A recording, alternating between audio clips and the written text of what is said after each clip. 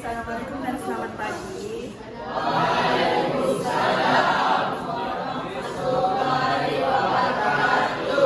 Oke, baca doa dulu kelas.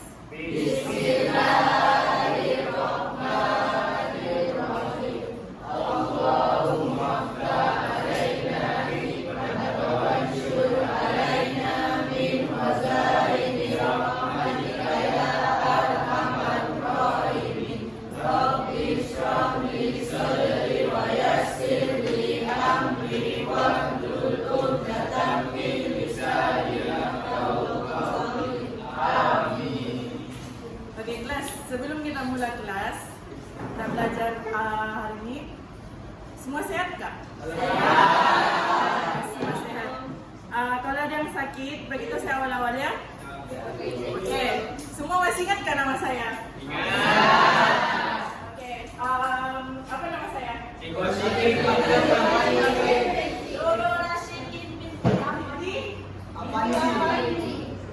Oke, semua hadir kan? Siapa nggak datang? Oke. Sakit kak? Oke, sebelum kita mulai tajuk baru, saya mau tanya, kamu masih ingat kah mata pelajaran yang kamu belajar sebelum kelas hari ini? Oke, apa yang kamu belajar sebelum kelas hari ini? Oke, definisi main course. Kamu cakap kamu belajar definisi main course. Bolehkah kamu terangkan dengan cikgu apa itu main course? Main course makanan yang diambil sebelum selepas mengambil appetizer. Oke, selepas mengambil appetizer. Selain itu?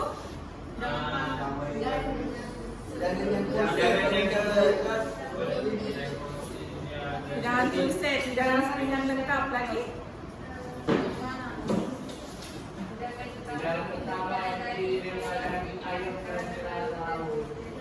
Oke, maksudnya kamu masih ingat apa yang kamu belajar sebelum kelas kita hari ini? Masih. Oke, untuk kelas hari ini, coba sebut kita punya code. 3.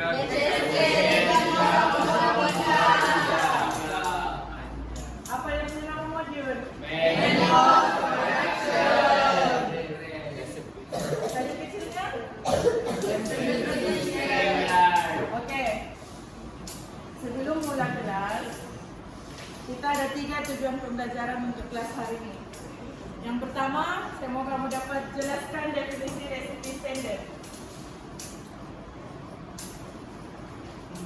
Jelaskan definisi resipi standar. Boleh kakak saya tanya, resipi standar itu apa yang kamu tahu? Resepi yang lengkap Yang sudah dikurang-kurangkan. Arahan yang ditulis Oke, lagi? yang digunakan untuk menghasilkan sesuatu makanan. Oke, kita ada satu tajuk besar. Dalam satu tajuk besar kita ada 3 tajuk kecil. Yang kedua, saya mau kamu dapat menyatakan dengan saya contoh main course tempatan. Apa itu main course tempatan?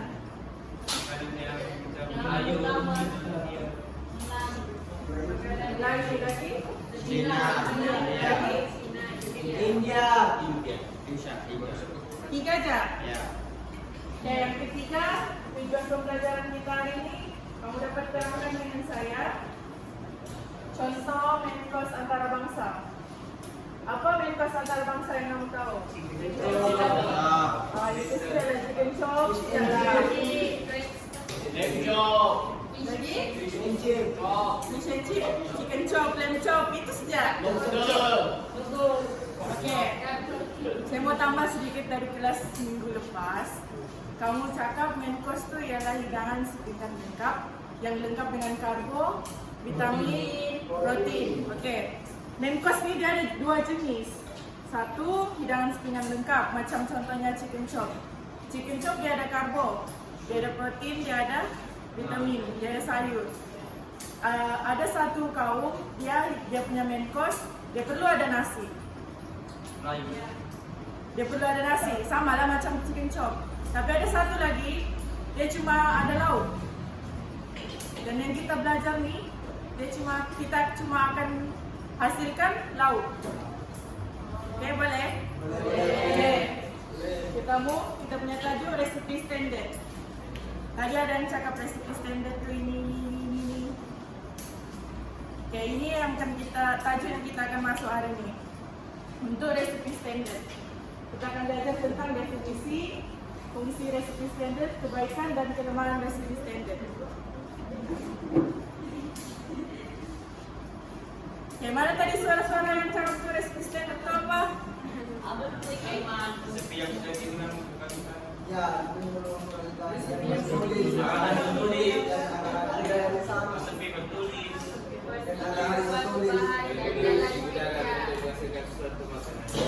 Oke, betul lah tu. Kamu semua cakap betul. Resipi standard tu ialah satu formula bertulis atau arahan bertulis yang digunakan untuk menghasilkan sesuatu makanan. Maksudnya setiap kali kamu masak, itulah resipi yang akan kamu guna. Seterusnya, kuantiti sesuatu bahan dan jalan kerja hendaklah dinyatakan dengan jelas untuk mengelakkan pembaziran. Maksudnya dalam resipi standard ni, kuantiti bahan dan jalan kerja perlu dinyatakan dengan jelas supaya tidak ada pembaziran lagi. Mengelakkan bahan rosak lagi. Mana ada tercemar? Porsinya tetap. Hasil yang makanan yang kamu hasilkan tu kualitinya akan tetap walaupun orang yang berlainan yang masak. Okey.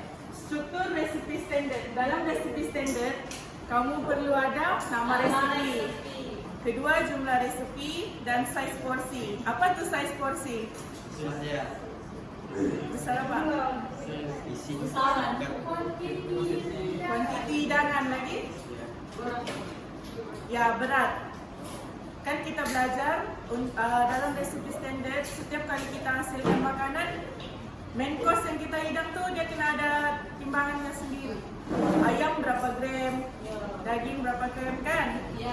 Oke, seterusnya bahan dan jumlah bahan yang digunakan disenaraikan mengikut urutan. Maksudnya?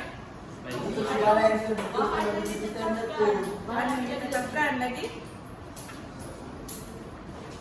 Apa jadi kalau bahan itu kan dalam resipi standard dia dah ikut urutan? Pembaziran. Okay. Seterusnya dalam resipi standard kita perlu juga peralatan dan perkakasan. Kenapa perlu ada senarai peralatan dan perkakasan dalam resipi standard? Menggunakan peralatan yang betul. Okey. Kalau buat nasi kerabu, apa dia punya perkakasan? Pisau, kuali. Okey, biasanya ayam ataupun protein dalam nasi kerabu tu dia digorengkah ataupun direbus? Digoreng benar? Yang penuh. Apa jadi kalau ayam tu kita rebus? Tak sedap kan? Dia macam dangam dengan nasi kerabu tu. Sebab tu pentingnya peralatan dan perkakasan. Seterusnya arahan dan langkah porsi serta cara menghias makanan. Okay, ini contoh dekat resipi standard macam yang kita cakap tadi.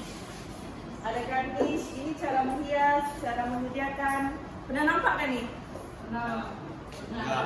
Pernah? Di mana kamu nampak? Google lah, semualah Google. Tak pernah lagi nampak diguna dalam amali? Nanti untuk amali main course kita guna ni. Mengira lah kamu. Okay. Seterusnya fungsi resipi standard. Sebelum saya tunjukkan apa fungsinya, bolehkah? Lepas saya terangkan tadi, apa fungsi resipi standard yang kamu boleh bagi? Lagi?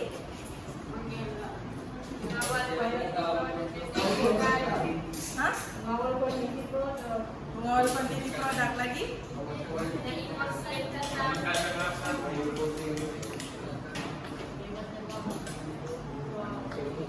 Okay, apa yang kamu sebut tadi semua betul. Kira yang salah. Pertama, mengurangkan pembaziran. Yang kedua, menjamin makanan yang dihasilkan sama setiap kali dihidangkan. Okay, boleh kata terangkan dengan cikgu apa tu? menjamin makanan yang dihasilkan sama setiap kali dihidangkan. Tiap kali dirasa sama dengan harga. Kalau dia ada recipe standard lain jadinya.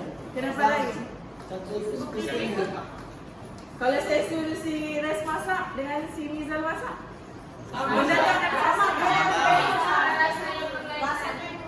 Cuma rasa yang berlainan. Kenapa rasanya lain? Tapi kan kita punya resipi standar. Cara yang berbeda. Semua orang ada dia punya cita rasa tersendiri. Oke, bagus. Seterusnya mengawal kualiti produk yang dihasilkan. Maksudnya walaupun orang lain yang buat, dia ikut resipi standar. Cita rasa orang lain, kualiti makanan itu tetap sama. Sebab dalam resipi standar dia ada letak masa penyediaan kan. Jadi dia nak akan overcook, dia nak akan tak masak.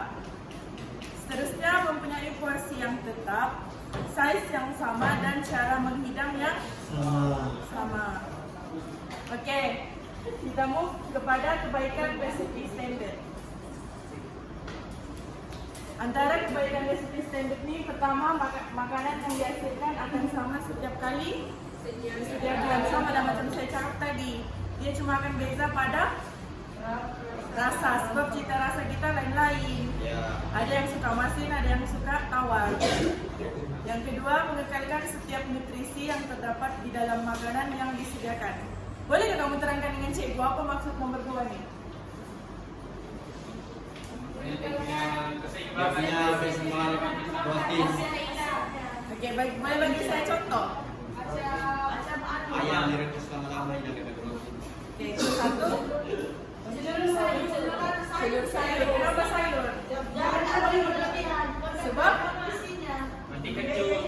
Kemana nutrisinya? Hilang di air. Ya, diserap air. Okey. Seterusnya membantu mengawal kos. Membantu mengawal kos apa ni? Dan banjir. Apaan lagi?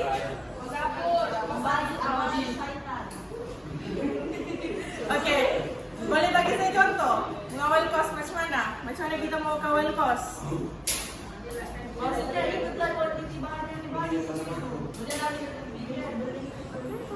Okey, contohnya kamu dipertanggungjawabkan untuk masak nasi.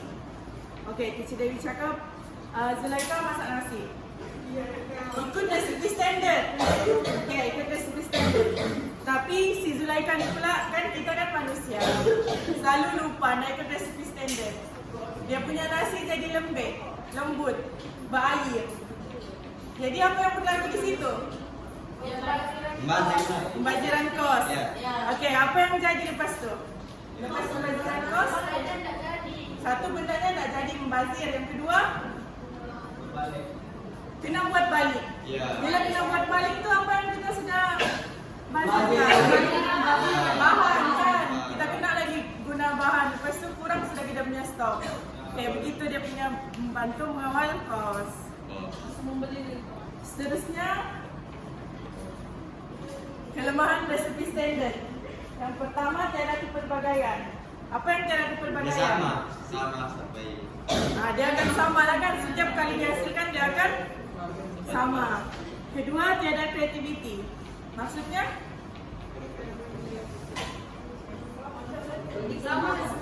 Dia sama saja semua. Kita sebenarnya masing-masing kita ni ada keinginan mau hias makanan tu cantik-cantik.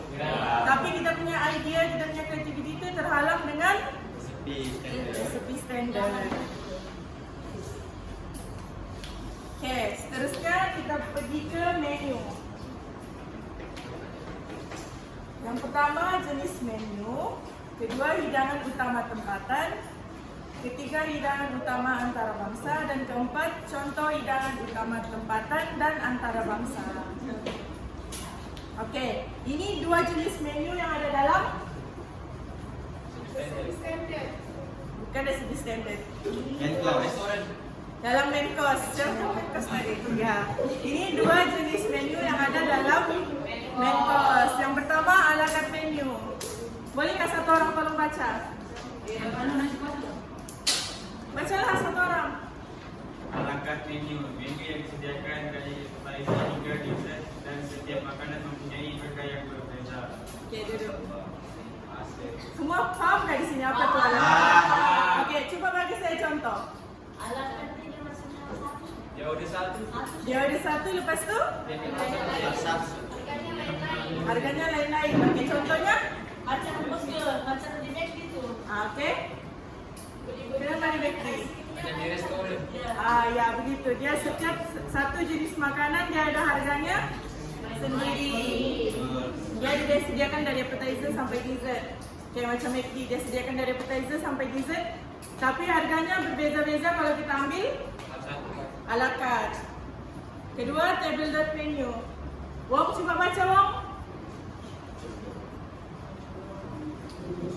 Susunan hidangan lengkap komplit meal dengan harga yang ditetapkan untuk satu set hidangan lengkap. Boleh terangkan dengan saya? Macam combo set itu di KFC, set A, set B. Okey. Maksudnya di sini complete meal tu dia by set. Dalam satu set dia ada karbohidrat, dia ada protein, semua macam KFC termasuk air. Dalam satu set tu dia satu harga.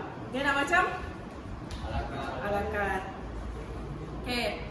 Seterusnya kita masuk dalam hidangan utama tempatan. Saya dengar tadi awal-awal kelas yang cakap okey, 3 jenis dalam hidangan utama tempatan. Cuba terangkan dengan saya apa hidangan utama Melayu yang kamu tahu. Nasi kerabu, nasi lemak, nasi dagang. Okey. Apa ciri-ciri hidangan utama Melayu? Nasi anu.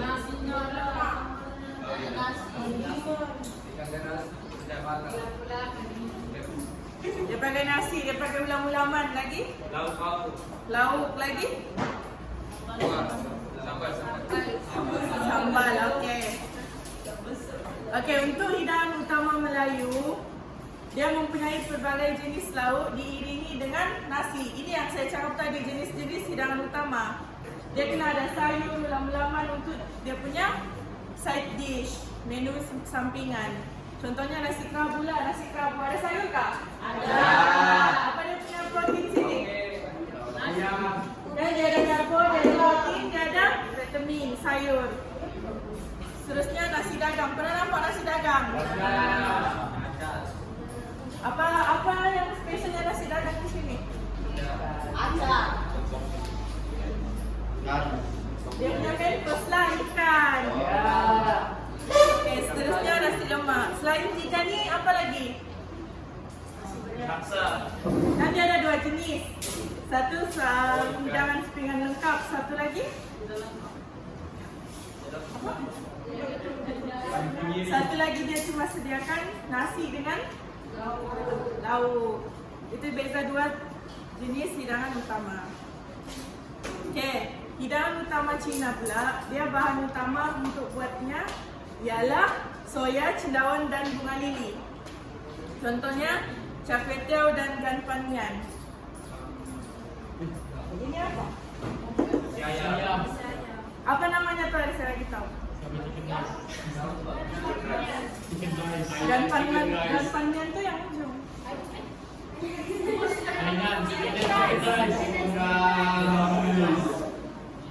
Hainanese chicken rice. Hainanese chicken rice.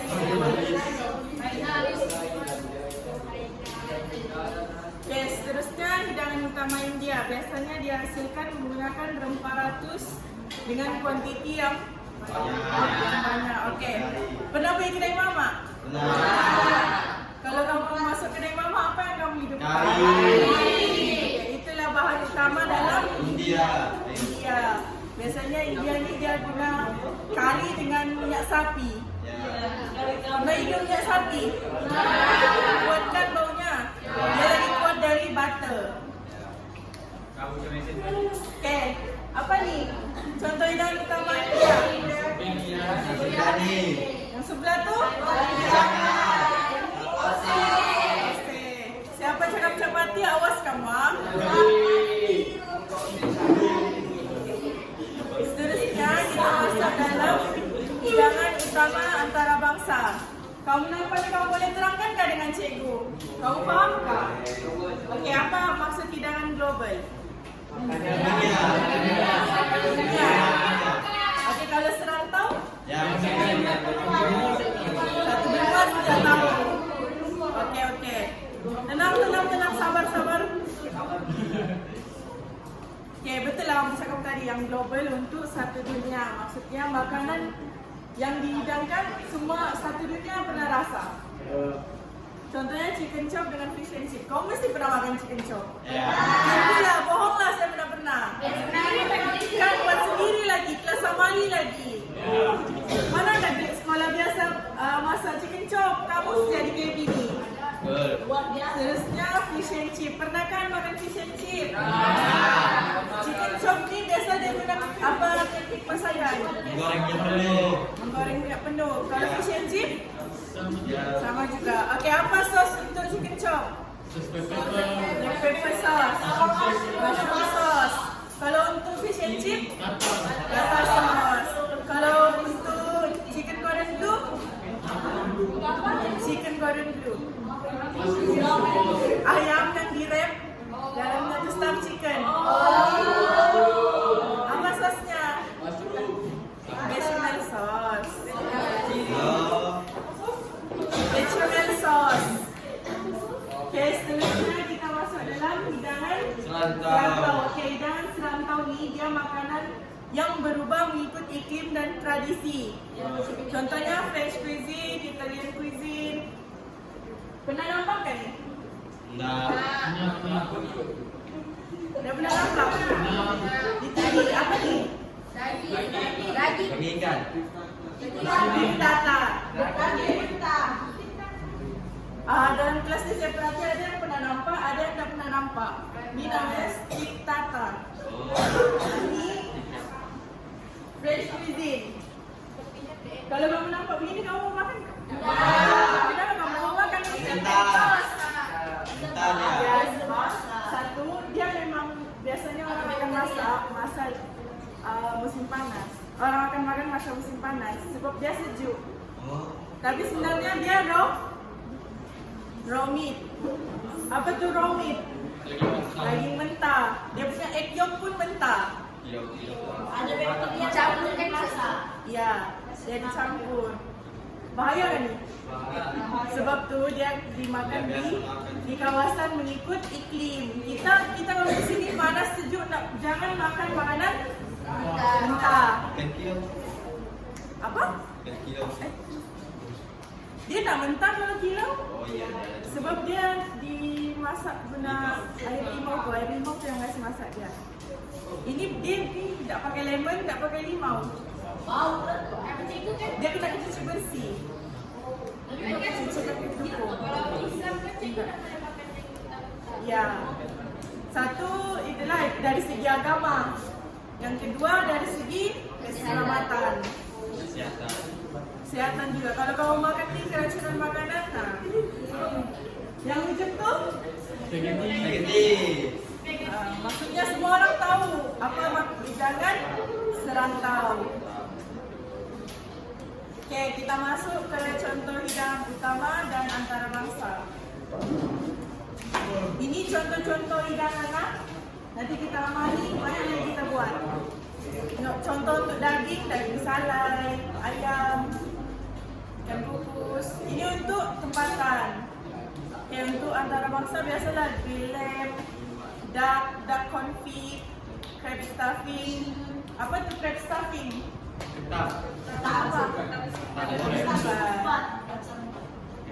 Okey, habis sudah tajuk kita hari ini. Jadi adakah soalan? Okey, itu saja kita punya tajuk hari ini. Jadi saya akhiri penyampaian saya. Dan saya mau edarkan kertas penerangan. Kertas penerangan ni lagi detail daripada slide yang saya kasih tunjuk sama kamu tadi. Okey? Saya edarkan kertas penerangan, kamu baca, lepas tu saya buat ujian. Okey?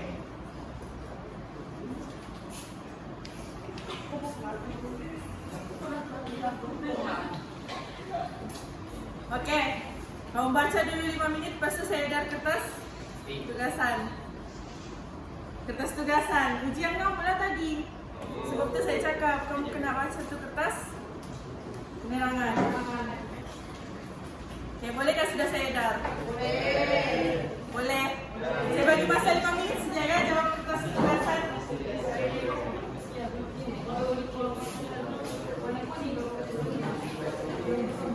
Oke, sementara kamu jawab kertas tugasan dulu, ada kamu tanya apa soalan?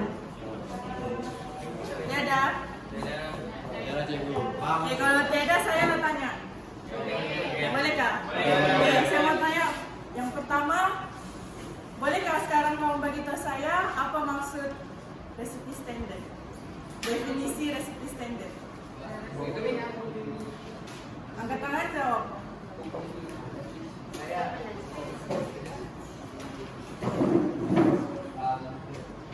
Definisi resep standar satu formulir tertulis yang digunakan untuk menghasilkan sesuatu makanan.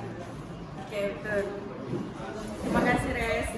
Oke, seterusnya kita ada belajarkan tadi hidangan utama tempatan. Bolehkah bagi saya tiga hidangan utama tempatan itu apa?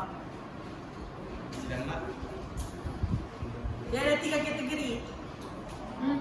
Dia ada 3 tadi kan hidangan utama tempatan. Melayu, Cina, India. Jadi tercapai kan kita punya tujuan pembelajaran hari ini? Bolehkah jelaskan dengan saya definisi resepi standar?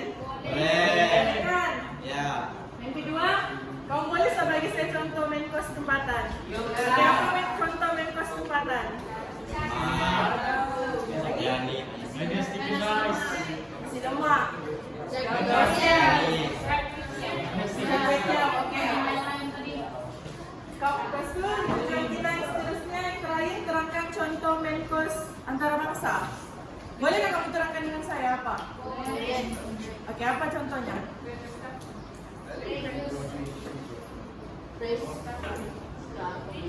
French cuisine. Itu French cuisine itu untuk serantau. Lagi satu? Dia ada 2 kan tadi, serantau dengan oke, global itu apa? Oke, satunya contohnya chicken chop. Oke, maksudnya kita punya tujuan capai. Oke. Saya mau pungut balik kertas tugasan. Terus itu baru kita kasih end class. Boleh? Boleh.